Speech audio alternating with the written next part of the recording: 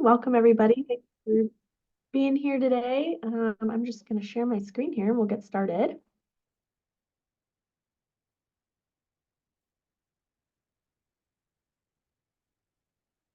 Right. Okay. I would also encourage folks, if you have questions, I don't mind answering them as they come up. So feel free to pop something in the chat and we can look at those as we go. So today I'm going to be talking about using remote sensing, some new tools that we've developed here at Boise State University to monitor beaver restoration. And I can touch on prioritization as well, but really the focus here is monitoring. So as kind of I jump in with the background, if everyone wants to just pop their name, organization, and role related to rivers in the chat, that would be great. We can get to know some folks and see who's here and how these tools might help you in your work. So while that's going on, I'll start here kind of centering folks on semi-arid landscapes. So this area is diverse, but really spans the Intermountain West. When we talk about the Intermountain West, it's from the Colorado, Wyoming, Idaho Rockies to the Sierra Nevada and California and Oregon. So in between there is really this semi-arid landscape. Different types of semi-arid landscape based on vegetation, but fairly dry. We know too from all of the research that's come out about climate change, but also personal experience, that climate change is altering global hydrologic cycles. And this is particularly true in the Intermountain West. So we know that temperatures are rising, and that is expected to affect both the intensity of droughts, dry periods, and floods, so excessively wet periods. Additionally, with predictive models, snowpack is expected to decrease, rain on snow events are expected to happen more often, and all of this affects when we see this snowmelt runoff seasonally. And it's expected to shift earlier in the spring, earlier in that water year. And this affects both water availability, but also all of the plants and animals that depend on this hydrology that they've evolved in this semi-arid West. And additionally, this feeds into uncertainty of the future of water availability, again, both for humans, but also the natural flora and fauna and the rivers themselves. So plugging into headwater streams, these are particularly important in the semi-arid West because while there are some really large rivers like the Colorado, the Snake, the Columbia, rivers like this, over 70% of river length in the United States is made up of these small headwater streams. So that is a really large amount of stream length that is in these small headwater areas. And they're really important because they govern sediment and nutrient dynamics. They support habitat, biodiversity, and connectivity for the whole river network that they're a part of. So it's not just isolated to that area where the headwater stream is, it affects everything downstream. What's important too to note is that we do not have the tools right now to be able to predict where these streams are, which if folks remember when there was some policy a few years back about including intermittent streams in the waters of the United States, they ended up not being included. So perennial rivers are only the ones that are included in the WOTUS. And this ties back to this component of not being able to tell where intermittent streams are. And so if they're not protected under federal protections as waters of the United States, and we don't know where they are, how can we possibly understand how many there are, their impact on the landscape, and how can we protect and restore them? So along with not being able to predict well where they are, we're not very good at characterizing their capacity for resistance and resilience. And this capacity to resist change and bounce back after disturbance is really important in this era of climate change when we expect greater droughts, greater wildfires, and greater flooding. And additionally, on top of that, maybe less so for perennial rivers, but for ephemeral and intermittent streams, we don't have data sets of hydrologic variability, knowing that that will increase too with climate change. And so enter MERMAID. This is an acronym for the tools that the folks at Boise State University have developed to try to answer some of these questions and build up a database focused on ephemeral, intermittent, perennial headwater streams in the semi-arid West. So I'll first walk through what this acronym means. The first M, R, stands for mesic resources, and that's the vegetation that lives in these riparian ecosystems that depend on surface and near surface water.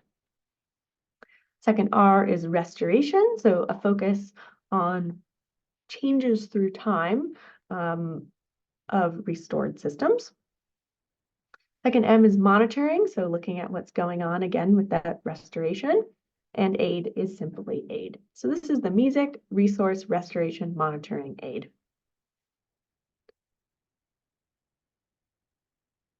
And the focus here on mesic resources and mesic vegetation is really to center water availability. Water availability can be really hard to measure. Surface water extent even can be really hard to measure in these small streams from space, because a lot of the data that we have is has pretty large pixels on the landscape. So, if we can only measure down to 10 meters of a landscape, these streams are often not even going to be nearly that wide.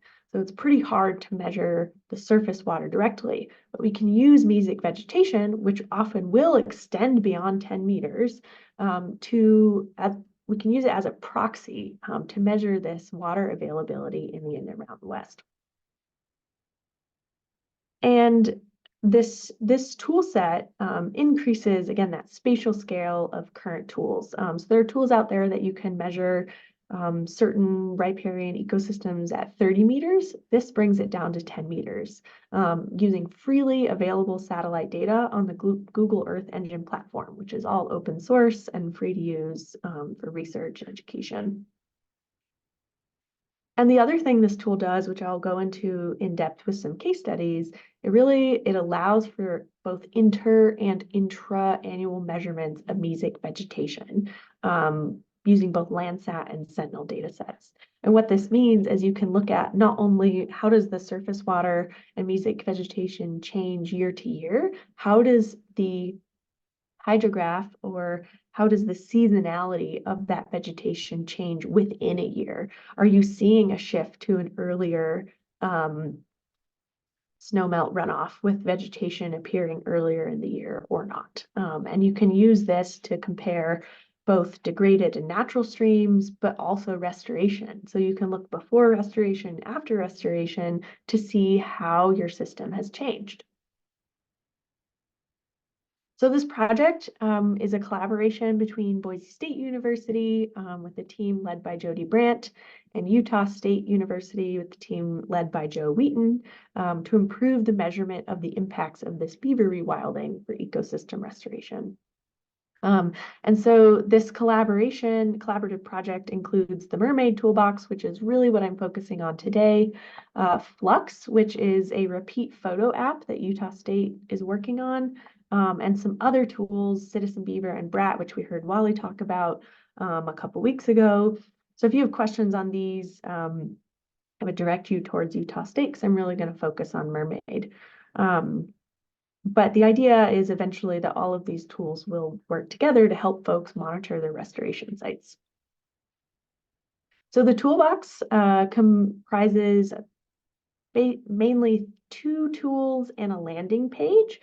So this landing page, I'll have QR codes at the end so you can bookmark it if you plan on using it, take a look at it. This is where we have some project info, some photos of field work we've done, and links to the apps. So this page is going to live on in perpetuity. So if there's updates to the apps or things like that, the landing page is really where you're going to want to go. And then we've got the 2 tools themselves that, again, are apps within Google Earth Engine. So the MERMAID Monthly provides growing season classifications of mesic vegetation and surface water. So this one does get a little bit of surface water. And this specifically is in the High Divide region of Idaho, Montana, and I'll go into more detail in that here in a second. And the second is Mermaid MVP. So MVP stands for Mesic Vegetation Persistence. So this looks across the whole semi-arid West at mesic vegetation through time. And you can think of this really as a lot of folks use the Normalized Difference Vegetation Index, or NDVI, to measure change. So this MVP tool provides a drastic improvement over NDVI. So this is the current spatial extent for these two tools, as I mentioned before. So the High Divide is shown here in orange. Really is the mountainous areas of eastern Idaho and some of southwestern Montana. And this is an area that connects vital ecosystems. So there's Crown of the Continent on one of these borders. There's Yellowstone National Park. So ecologically, it's a really important area. And we have a lot of stakeholders and project partners in this area too that are doing beaver restoration. And so this is where the project began, but there are plans to extend it in the future. Now, the MVP app, the vegetation persistence, does cover the whole sagebrush biome. So this pretty much spans the Intermountain West and is important, of course, to many species. Sage grouse is one that is talked about a lot, but there are others in here as well. So this is the current extent of these two tools, and again, with plans to extend them in the future. So the best thing, I think, when I look at a new tool, I want to know what kind of data is it going to give me and how do I use it? So today I'm going to present two case studies for y'all to show you what these tools can do. So the first is up in kind of central Idaho, the Yankee Fork of the Salmon River. And that's kind of right smack dab in the middle of the state, mountainous region, pretty rural, remote, beautiful river. So this river was deforested and dredged for gold for about 12 years in the 40s and 50s. And this, of course, reduced connectivity and complexity by burying the floodplain under these dredge tailings. So this was dredge mining, and all of those tailings ended up in the river. So here's a picture of what that looks like. Here's the dredge, and here are all those tailings getting thrown right onto the floodplain here. So Trout Unlimited, Idaho, led stream and floodplain restoration along 3 different reaches. They removed those tailings, they reconstructed channels, they reconnected the floodplain, they planted veg, they added large wood, and they worked a bit with the sediment grain size distribution as well. You can imagine with those tailings that you get kind of one size of sediment maybe larger than that stream would normally be able to transport. And so they work to reestablish the sediment grain size distribution as well. So here's some pictures from the restoration of the Yankee Fork. So this one, I think here on the left is from during restoration. You can see large wood. There's some mats being put down, surface water being rerouted. And then here's a photo from after the restoration. Again, lots of wood, off-channel water features, vegetation, etc. So you don't see those tailings any longer. And so one of these specific reaches, here is the restoration history. So in 2012, tailings were removed and sorted. Some ponds that were relic from that mining history were filled in and converted to side channels, and vegetation was planted. More vegetation was planted after the main kind of reworking of the floodplain was completed in 2013. 2015, mobile largewood was added and beaver came in all on their own, which we love to see. And then in 2017, there was a large flood event. So I'm going to step you through some imagery of this series to show you what it looked like from space. So this is NAPE imagery, which is high resolution agricultural program imagery that's taken every couple years for the whole US. So this is in 2011, before restoration began. Again, you can see these tailings here. You can see these large ponds, not too much of a channel. 2013, so this is after that channel was reconnected. You can see channel again, some vegetation coming in, lots of bare sediment. 2019, so this is after the restoration was complete, vegetation was planted, large wood was added, beaver recolonized, and after a large flood. So it looks pretty green, lots of surface water, looks pretty resilient to that flood. And on top of this image from 2019, here is what the output from the Mermaid Monthly tool looks like. So it's a classification here into these three categories. Yellowy orange shows uplands, blue shows surface water, and green shows mesic vegetation. And so as you can see, the main channel here of the Yankee Fork is actually quite a big river. Looks pretty wide, and you can see it on this NAPE imagery. But the classifier has a hard time picking those out as surface water pixels. It does a much better job at pulling it out as mesic vegetation pixels. So if we can't measure the water directly, we can use this mesic vegetation class to look at change in resilience through time. You'll also notice that in this restored area where we can see surface water, there are no surface water pixels being picked up because it's just too small. So that's the power of this. You can see the mesic vegetation coming back post-restoration.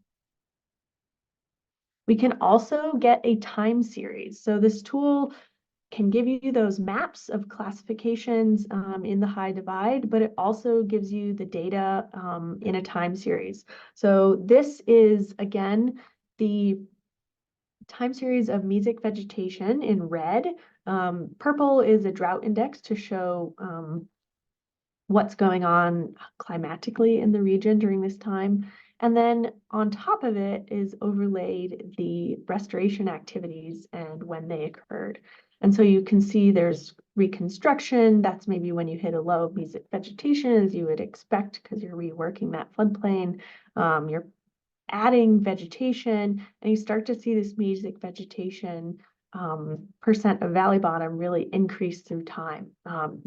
When Beaver established and even after the flood, you don't see much of a dip.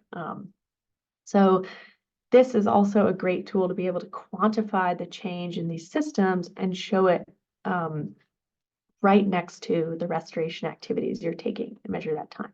So you can see here too that before restoration occurred, you might have had an average of maybe 30% of the valley bottom, including mesic vegetation, and post-restoration, we get up to near 50. So quite a bit of change there. So the second example will be from 4 Mile Creek in South Park, Colorado. Now, the Mermaid Monthly tool is only in the high divide. So what I'm going to show you with this one is from the MVP, so that mesic vegetation persistence, which does include the Rocky Mountains. So we can get a bit wider spatial extent to use this tool. So again, kind of right smack in the middle of the state, up near Fairplay. So South Park has a long history of ranching, and this section of creek is privately owned land. And restoration was completed in 2 parts by Ecometrics. They're a Colorado company that does a lot of river restoration in the Rockies. And so their goal was to raise water levels and increase that frequency of overbank flow.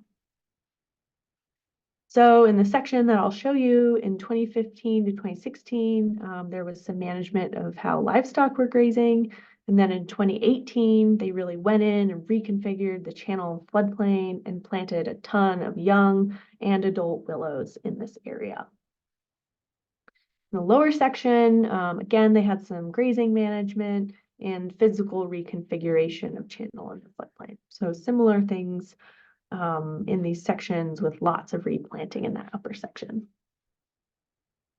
So here's what it looks like. So again, keep these dates in your mind. So 2015 is when some livestock grazing started to occur and kind of full restoration was complete by 2020.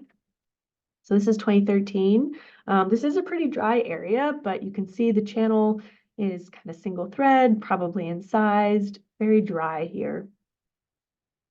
And in 2017, after some of that grazing management, we start to see some of that green come back. Maybe there's some water features here, some maybe starting to get some multi-thread channels going on. Then 2021, after all the restoration was complete, you can see very green, starting to maybe get some new meandering and anastomosing going on. So reworking, the river is taking back its space. So overlaid onto this is the mesic vegetation persistence output for a range of years from 2017 to 2020. This indicates how often there was mesic vegetation in each pixel. So blue is the highest for this area, 55 to 60% of the time there was mesic vegetation, down to kind of orange is 5 to 10%. So you can see there are still some pockets before restoration or during restoration, I should say. The restoration began in 2015 and 2020. So this is during, where there was some persistent surface water availability essentially, but lots of orange and yellow showing kind of lower. So after restoration, 2021 to 2023, we can see that these greens and blues way increase in this spatial area, or in the extent of this river. So we are seeing increased resilience and persistence of vegetation, which again is a proxy for surface water availability in this river. So this is great to see. So I don't have a map that is quite as polished as the other one showing the restoration history on top of here, but I just wanted to provide an example of what the output looks like. So again, the MVP tool, you can output these pixelated maps that you can color, you can download them, bring them into ARC, however you do that for visual representation, but you can also get the time series out of this tool. So this one, instead of the drought index, has precipitation laid on top of it to provide some, again, hydrologic context. But these orange data points here show mesic area over time in this region of interest that you draw on your on using the tool, which I'll show you here in a second. So you can export this into Excel or R and do statistical analyses and look over time for change. So you also get the data. So we're going to hop into the toolbox. Here are the QR codes. I will also put in the links into the chat here. Oops, sorry. While I switch over to the tool so everyone can kind of see how this works.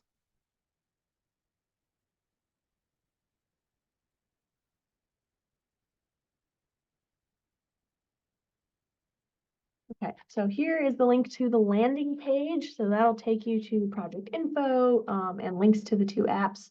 I will give you the links to the apps separately here too. The second one is to that monthly tool that is limited currently to the high divide.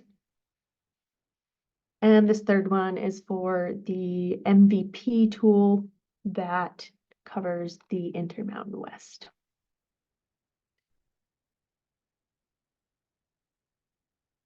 Let me just pull these up here and I will share my screen and show you what the apps look like themselves.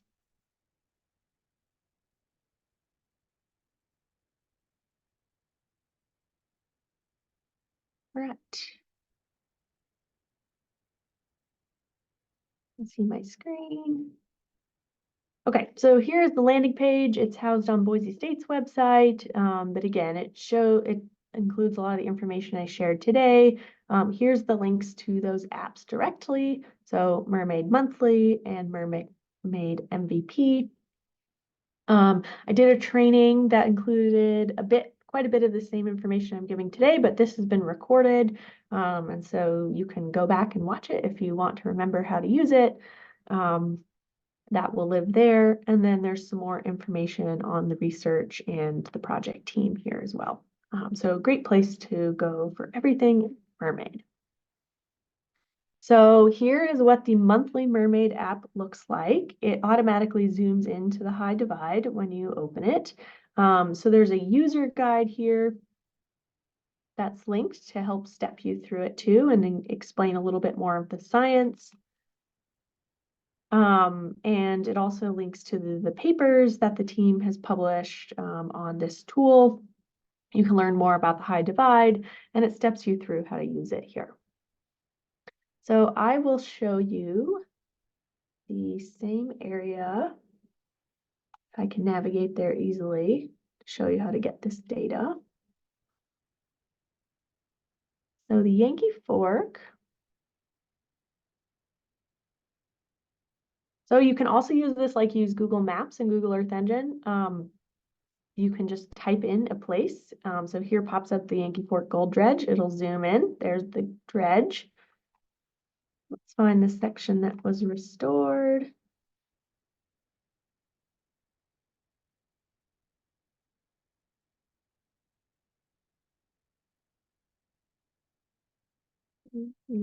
Might be going the wrong way here.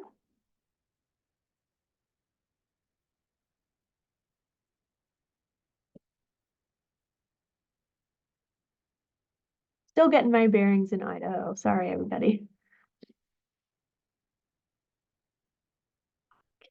Okay. Close.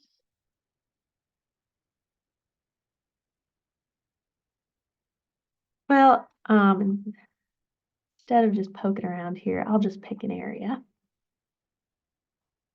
and show you how this works. So here's an area with a little bit of floodplain. What you would do is you click here, polygon. You get a little plus symbol. So you'll just draw your area of interest around your floodplain, your restoration area, whatever that might be.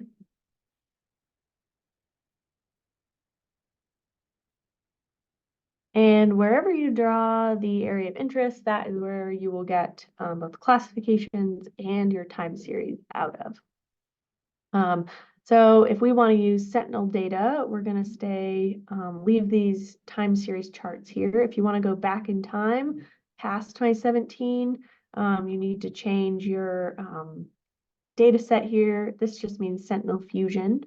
SF is 10 meters, that goes back to 2017, and 30 meters using Landsat data goes back to 2004. So I'm going to leave it here. And then I can pick which year and which month I want it to map. So I'll get the whole time series no matter what from the Sentinel imagery. But if I want to look at what was going on in July in 2019, let's put 2022. I would set that, and then I click submit.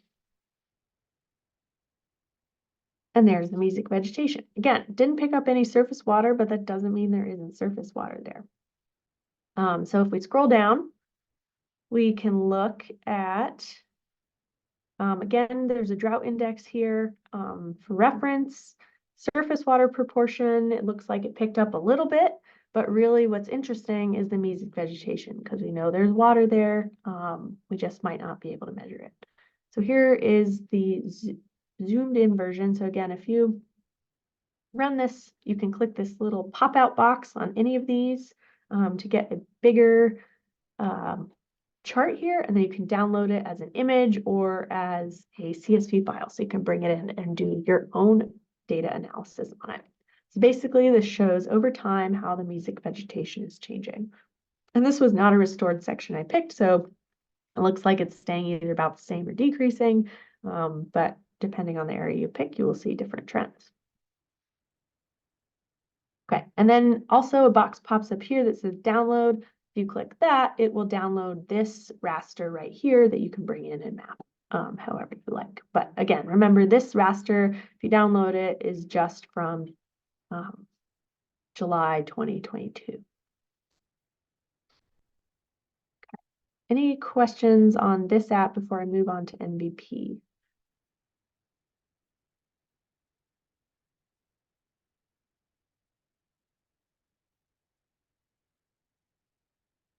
I can't see the chat, so.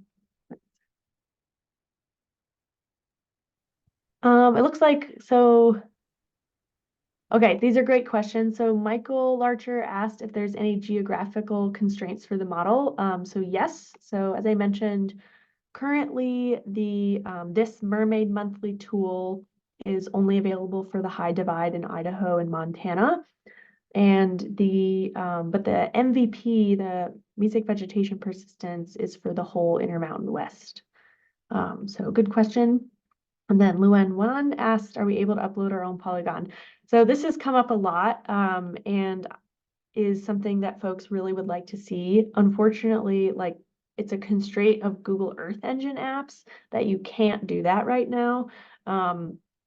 So you're gonna have to draw it each time in this app. Yeah, good question. Any other questions?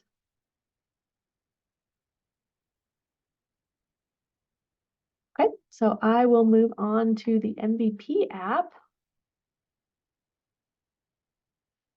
So again, this one kind of zooms out and shows you the whole extent right up front. So this is the sagebrush biome, which really spans the Intermountain West. They are pretty synonymous with each other. So this, again, also has a user guide. There's also links to the research that has been published about these applications and step-by-step instructions. You'll see this disclaimer on both of these two. And so you should know that with any type of model or remote sensing classification, like there will be error. That is how this type of modeling works. And so knowing that we're looking for trends and changes, but not absolute values of mesic vegetation. So keep that in mind. There will be some misclassification with any classification method. There's a video tutorial on how to use this one and a link to the other app as well. So again, you're going to select which sensor. So in this one, it lays it out for Sentinel or Landsat. Again, those same time constraints on these two. So Sentinel goes back to 2017, Landsat goes back to 2004. So, or actually, sorry, in this app, Landsat goes back to 1984. So you could extend it way back and look at historical vegetation persistence. Knowing that if you're using Landsat data, that'll be 30-meter pixels, and Sentinel data is the 10-meter pixels. If you want to use Sentinel data, you're going to come up to 2017. You're going to define your month range. So this is the range for 2017, 2023. You're going to get these months. So I'm going to expand it. I'm going to go April 1st to, let's say, September 1st. Right? So month and then day. These are two indices that are used in this classifier, in this tool. For now, really, the default values are 0.2 and 0.4. Those are probably okay to use for most applications, but know that you can change these, and this time series viewer tool can help you with that. And if you have really specific questions on this MCARI and MCI indices, I urge you to email Naraj. He was the creator of this tool and look into some of the research. But for now, we're going to leave it at the default. That is shown to be pretty effective. So this one, you can either draw a rectangle or a polygon. I'm going to search for this place again. 4 Mile Creek in Colorado, which there are a few different 4 Mile creeks. So let me orient myself here. By Fairplay. Okay, if we zoom out, 4 Mile Creek is somewhere over here.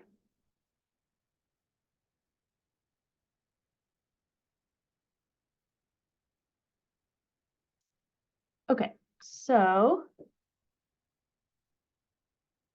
here's 4 Mile Creek and the area that was restored. So I'm going to take my polygon and I'm going to draw it approximately around my floodplain.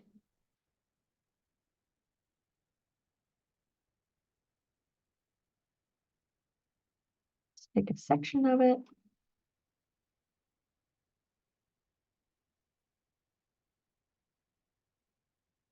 Okay, so I've got all my information in there. Again, I click submit. Note that this one takes a little bit longer to run. It's a different type of calculation going on in the background, so it will take a little while, but just it will pop out with the chart here. Okay, yeah. And the bigger the area you pick, the longer it will take, so you could do it in sections too.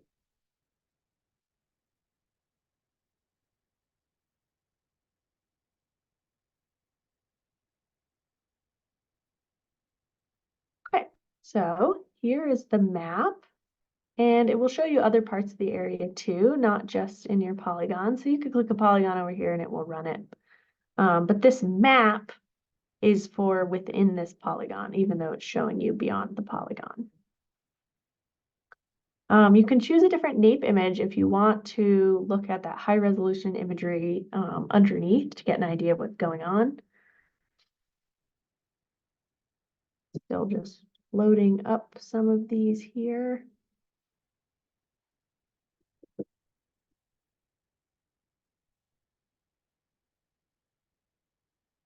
But while it's doing that, let's also talk about here in the bottom left corner, this scale bar. So my presentation, which may be characteristic of this area, maybe basic vegetation doesn't get above 50 or 60. So I was able to adjust that color bar when I brought this. If I click download, I can bring this raster inside this AOI into ARC, QGIS, whatever that may be, and you can change the color scale for your area. So this is showing, 0 to 100%. So of course, some of these are going to look, you're not going to get 100% music vegetation persistence in this area, but you're still getting, up at 83% here for some of these years.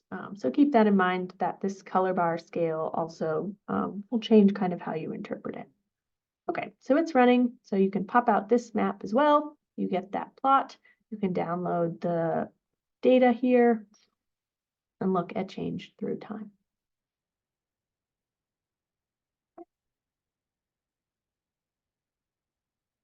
So with that, my last slide here was really just my contact information with the goal of getting this into the hands of users. So our ask to you is really try it out. Let us know how it goes. And if there's other tools that you'd like to use that you think could integrate well with these, let us know. I'll put our contact info here in the chat. And with that, I'll take some questions and discussion.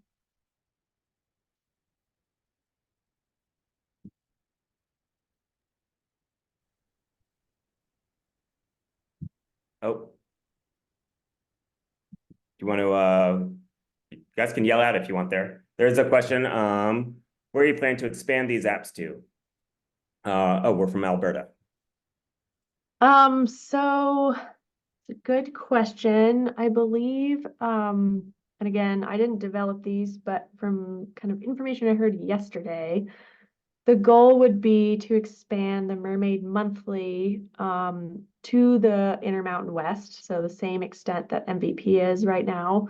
And then I believe Naraj is working on getting funding to do MVP globally, but I don't know where that is in the process. So exciting things on the horizon.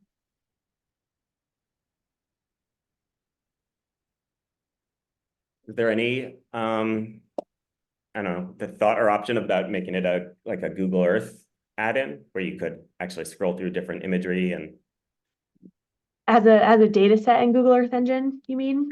yeah. We've thought about that. So Joe Wheaton's lab also has the Riverscapes Consortium, which houses runs of the BRAT model. And so we've talked about putting some of this data up in there too. In terms of getting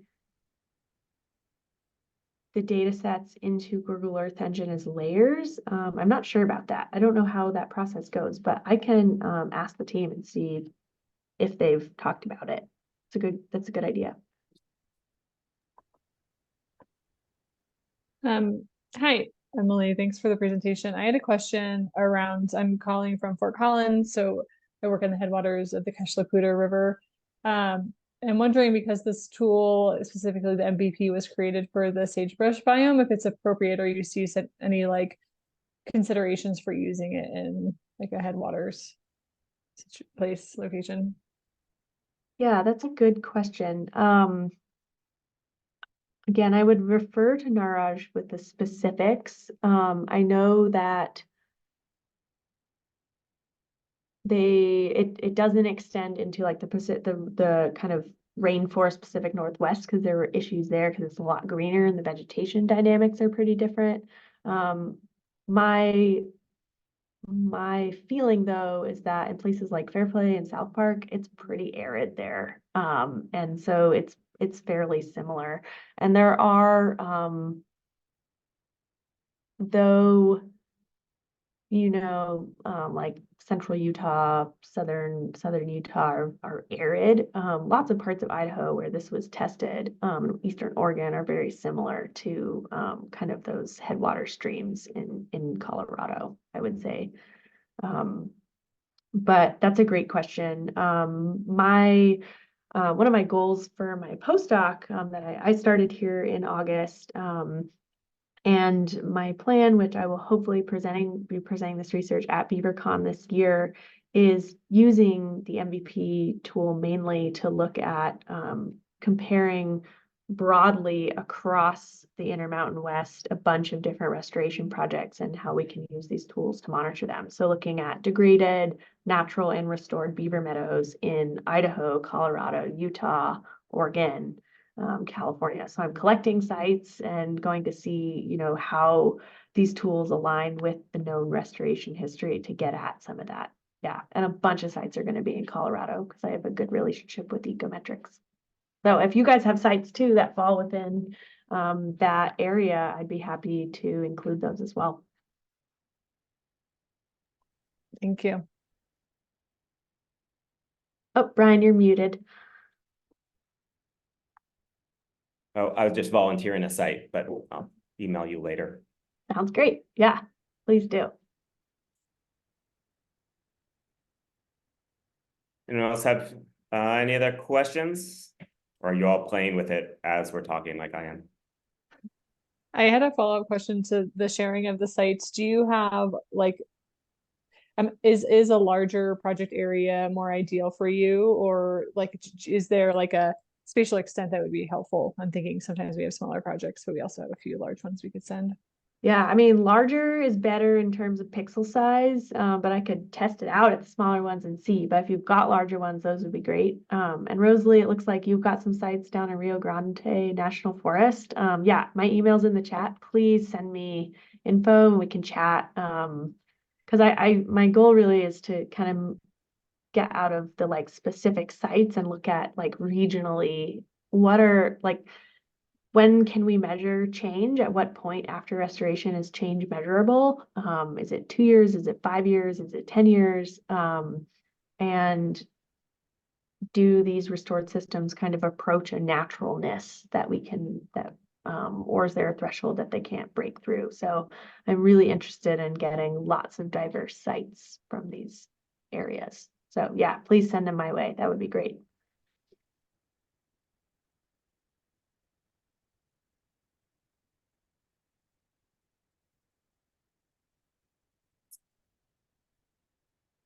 So, oops, sorry. So yeah, I get, and lots of vegetation data can be, let's say, moderate to coarse resolution. And I guess I don't know all the kind of remote sensing advances right now for vegetation as well as some other things, but and it makes sense to do larger regional areas and but lots of times they are smaller projects that you want to see like, hey, where is this, thinking about adaptive management, like, okay, I put in these BDAs. Oh, actually these PALs are doing a much better job and we're getting more of a response within 2 years.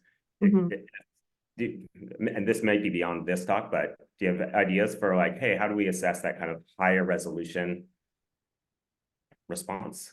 Yeah, it's almost like I planted that question because I just applied for some funding through the Northwest Climate Adaptation Science Center to prepare, which I will be preparing this regardless of whether I get that funding, but to put together a guidebook with input from stakeholders about how to integrate ground data and remote sensing data. And if your restoration goal is to bring beaver back, here's some things you might consider measuring. If your goal is to increase floodplain channel connectivity, here's some things you might consider measuring.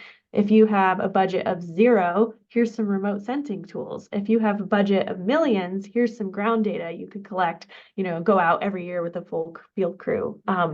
So the output of this collaboration, it's with the BLM and TNC, is a guidebook essentially of here's what's out there, here's what people have measured, and here's some different ways you can use the same types of tools, data, and measurements to get at different questions. Yeah, that's a great question. So look for it in the next 1.5 years. As a follow-up to that, do you know, are there examples? It would probably be like either a state or even, I don't know, for a specific site where people have done something like that or actually gone out and come up with higher resolution, even whether it's remote sensing or a combination of using field-based, where they've actually come up with a product that you're like, oh, that's kind of a model. Totally, yeah. So actually in Colorado, Chris Sturm at DWR is working with Joel Schultes to put together a monitoring protocol, which I'm in the process of taking a look at. Additionally, we've been working with Eric Winford, who is at the University of Idaho and the director of the Rangeland Center here. And he does a lot of in situ monitoring. So they use drone flights, groundwater data wells. So there's lots of different types of things you can measure. And it's picking the things to measure to get at the type of change that you're trying to look at. So yeah, there's lots of people doing that kind of stuff. There's a threat-based, trying to remember if I can just find it quickly here. There's a guidebook for kind of assessing risk in the field out at river systems that you could use as well. Let me see if I can find it here. I think it's from collaboration with Oregon State University. It's a threat-based assessment. Here it is. Yep.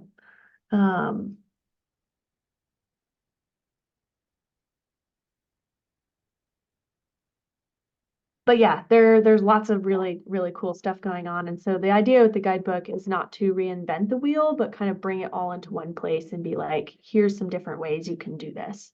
Yeah.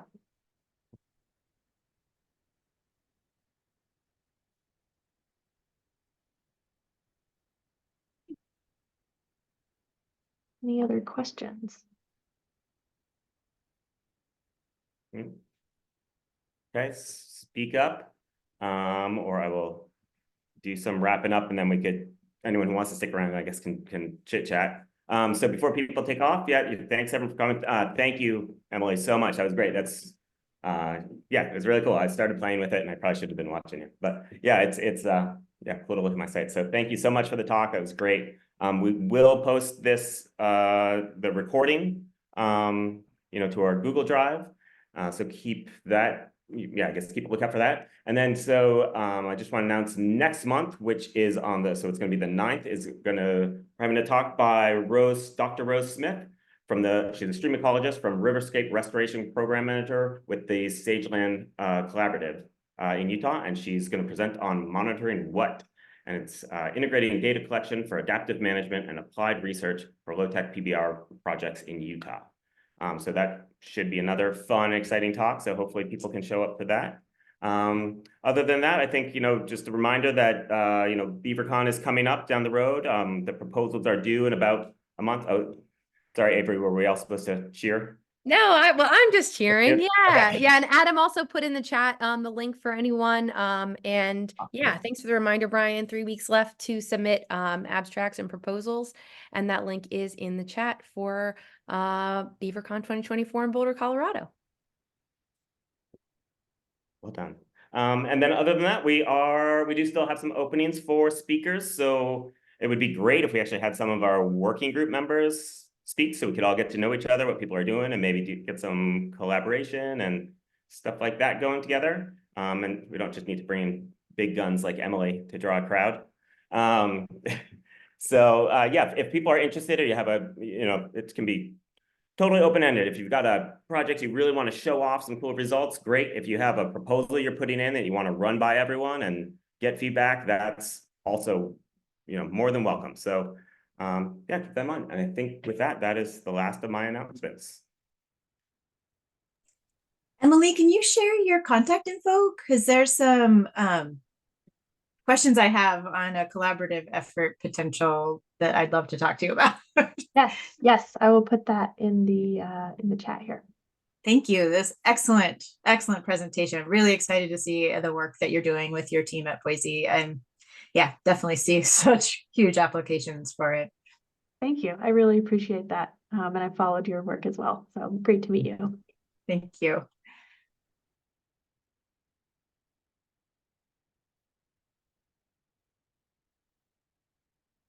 All right. I guess with that, we can wrap it up unless people want to chit chat. So Emily, I guess I'll just ask you a question. So where in Utah are you going to be kind of trying to roll this out?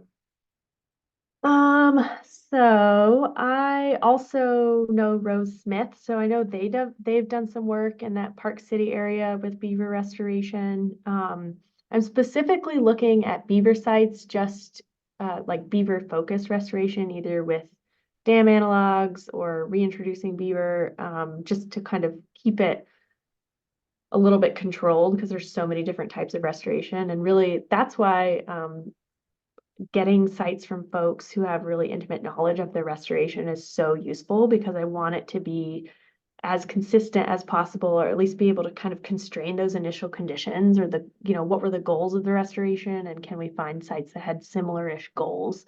In Utah, besides Park City, I'm looking for more. So if you know of more, but I'm also just. Are you sticking with Utah? Is it going to be just in Utah, or are you?